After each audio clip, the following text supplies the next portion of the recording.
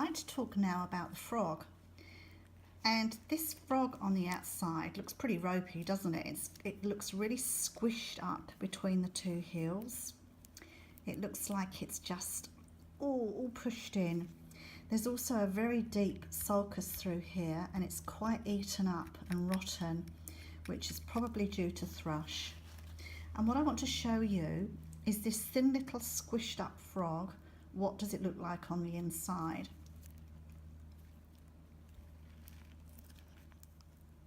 And it's almost like a mirror image, isn't it? We saw that squished up frog,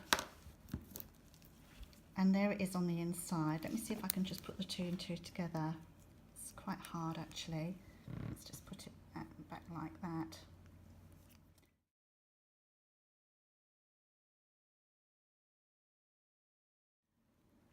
So this again is showing me that what's happening on the outside is being mirrored on the inside. And this where it's gone very deep on this frog through here, incredibly deep.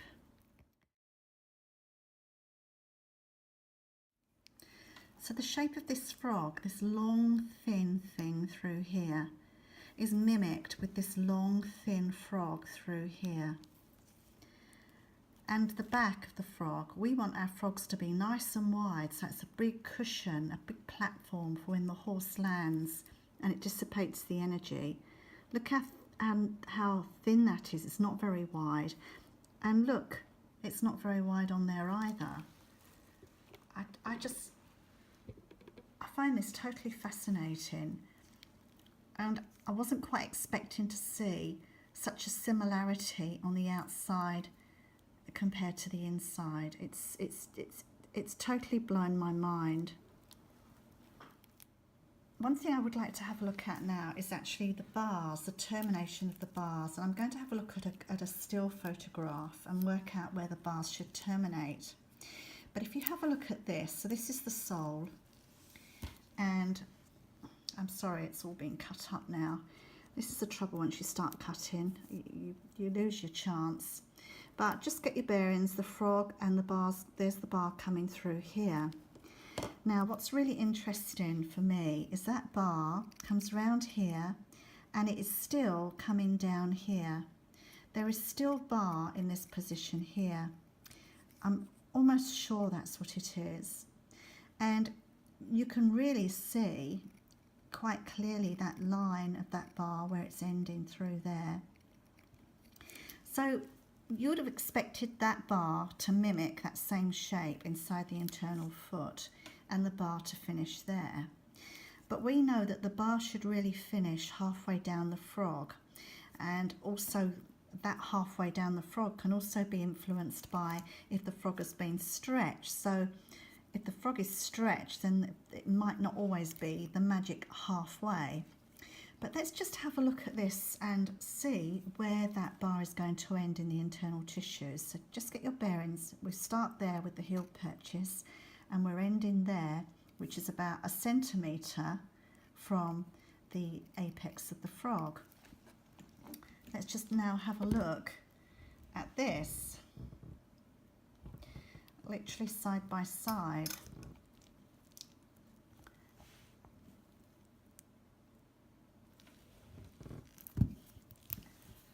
So the bars have their own lamellae, which are there through there. And that bar lamellae is stopping there. There is no more bar lamellae from that point onwards. That means that the bar should terminate there, which is there, which you can see is not down there, which is what we saw in the sole. Very interesting. Let's just have another look at that. It terminates there.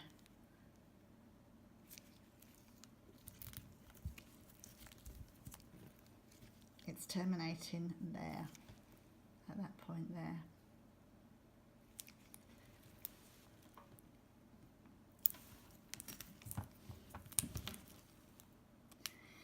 Now I'm going to have a look at the other side as well. again, it's quite damaged now, but have a look at the bar. It's quite hard to see where it is. This could possibly be bar all through here as well. But let's just say, for argument's sake, that this is the bar coming through here, around here, and terminating there, which again is same to the other side. And let's have a look on the internal foot.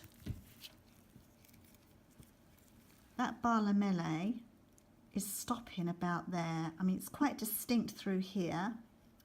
There's the lovely heel purchase there. And it's coming down here and it stops there. So if it stops there, would you not say that the bar should stop there on the external foot? Very interesting.